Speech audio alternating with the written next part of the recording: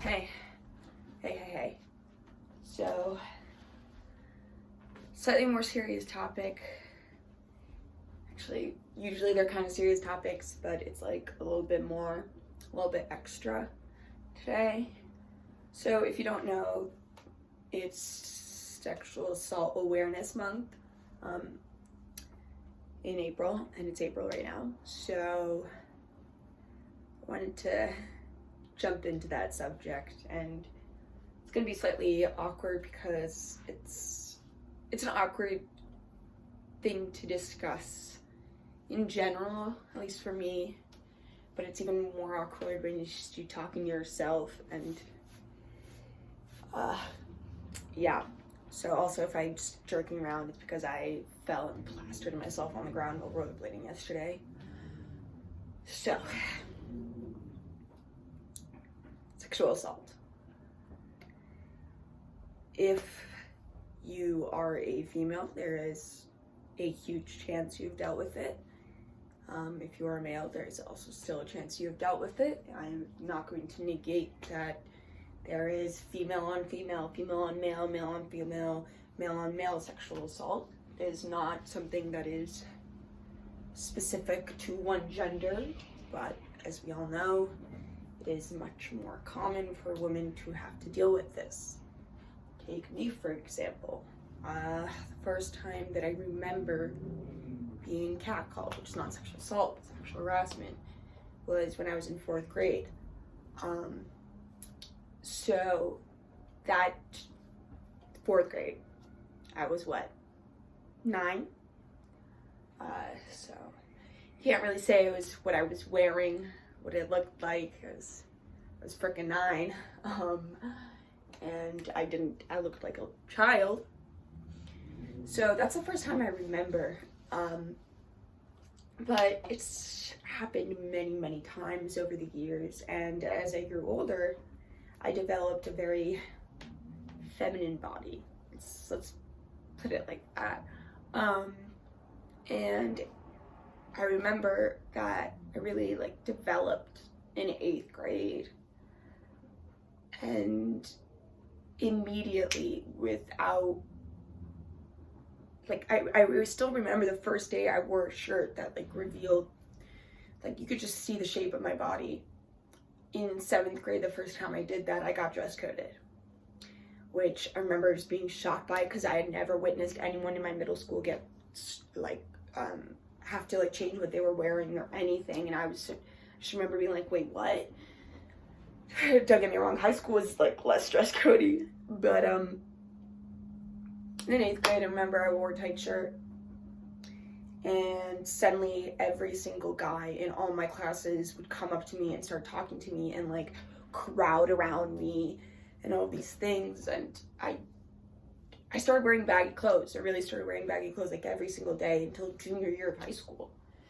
And part of the reason is over the summer, it was so hot, I'd be wearing tank tops, etc. And from, I think, either the end of 7th grade or the end of 8th grade, for 3 or 4 years, I was sexually assaulted by a friend group that I've known since birth, around 6 to 8 guys. And they would sexually assault me for the entirety of the summer, every summer. And it kept happening because at that point in time, the other friends that I usually would hang out with weren't around for those summers. And it started out small. They would be like, oh, you have to do this if you want to hang out with us. And it was something minuscule, kiss me on the cheek. I'll be like, okay, of course, that's nothing. And then it started escalating. And if I said no, they would get up and leave.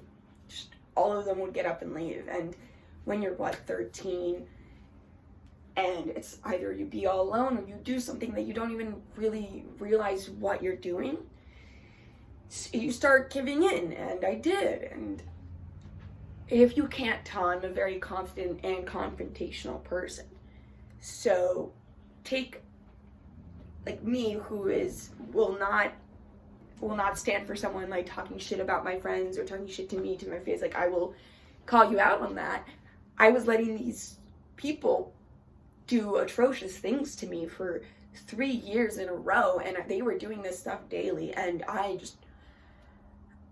tried to stop it, but I didn't up and leave. I didn't say, okay, leave me, because to me it was important to like still have friends. And I tried to stop, and I tell them, don't do this. I tell them stop. I push them off me, etc. And because I wasn't strong enough to completely push them off and cut off ties with them, they just kept going. And the moral of this story, I don't want to get into details because it's first of all, I have not had it the worst out of people, but that's something I hear all the time. It's like, oh, you didn't have it as bad as other people, so you can't complain. You are allowed to complain. I don't care if someone groped you or someone did something a lot worse. You are allowed to complain. You are allowed to be upset, and you are allowed to feel whatever it is you feel because of that situation. It is not determinate. Your feelings are not determined by how strong or how harsh or whatever they did to you. It is not determined by that. And second, your strength is not determined by it. Take me.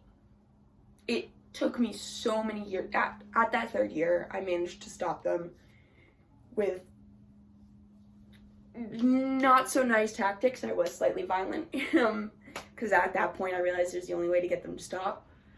But it took me 3 years to get to the point where I realized that what they were doing to me was wrong. And it's not just that, like a year or two, I already could tell what they were doing was wrong because it had escalated to a point. But it's in that moment, you're like, oh, I'm a strong person. How can I not stop this? Why am I not doing everything I can to stop this? Like, what is wrong with me? And for so many years, I blamed myself for the situation because I didn't stop it. I was like, I'm such a person who doesn't let shit slide, but I let all this slide, which means it's my fault. It's on me. It's all on me. And it's not. It's really not. And if you want to comment that is your prerogative, but it is not true still. What happened to me was not okay, and it was on them. Just because I said okay at the beginning, because I was pressured from the beginning, doesn't mean that it was okay. So if you were ever in a situation where you were pressured into saying yes, if you were like, they were gonna leave you, they were gonna do this, that, they were gonna spread rumors, I don't care. If you were put into a position where saying no was going to cause punishment, you are not less strong as an individual for giving it. It is not, and I say in a lot of videos that a lot of things aren't reflection on you as a person. And that is because when you are in a highly stressful situation, when you are in a highly, like a big situation that can take over, yeah, sometimes it is reflective of you, but it is not completely reflective of you. It is something that external factors are determining the outcome as well, not just you. So on that, those were like really close friends, people that I really trusted and knew, and that was also part of the reason that it was so hard to like detach myself from that. And I know this is kind of going on tangents and whatnot, but the point is that you are strong no matter what happened to you, no matter how small or big. How it feels to you is the enormity of it. Some people see it as small, but you see it as big, it is big. If you see it as small and other people see it as big, it is small. It is how you determine it. And how you deal with it it's going to be hard. But there's only one way through, and it's going through it. Just remember, it's not a reflection on you. What has happened to you is not a reflection of you. And remember, pressure it's a lot of times it can be qualified as sexual assault. And I don't want to throw around that term loosely, but pressure is something that I know a lot of, like in our age, it's just such a big thing, and it's hard to say no to pressure. I had now an ex who every time we would hang out, even when I just didn't want to have sex, I'd end up having sex because I felt like I needed to appease him. And at first I thought it was just because, like, oh, that's on me because I'm the one who wants to appease him. And then I realized that he would not let it go. He would ask me again and again and again and again, and he would make me feel like that was the only option, that for him to want to be with me was for me to give this to him. And I realized that, and it took a hot second.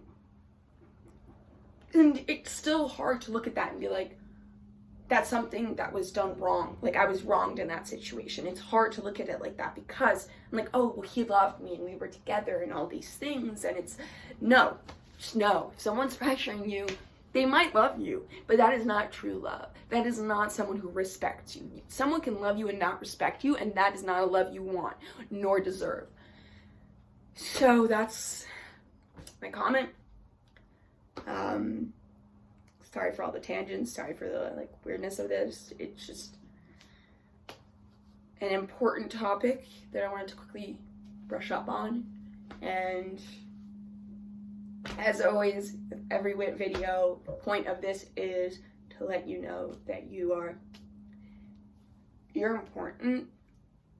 The external factors of your life are not determinant of you as an individual. And your strength is not diminished based on something that you said yes to, or went along with, or had to go along with, and later realized it was a situation where you were not saying yes, but were still put into. You're still strong. You're strong for surviving it. You're strong for dealing with it. You're strong. Yeah, that's it. So, thanks.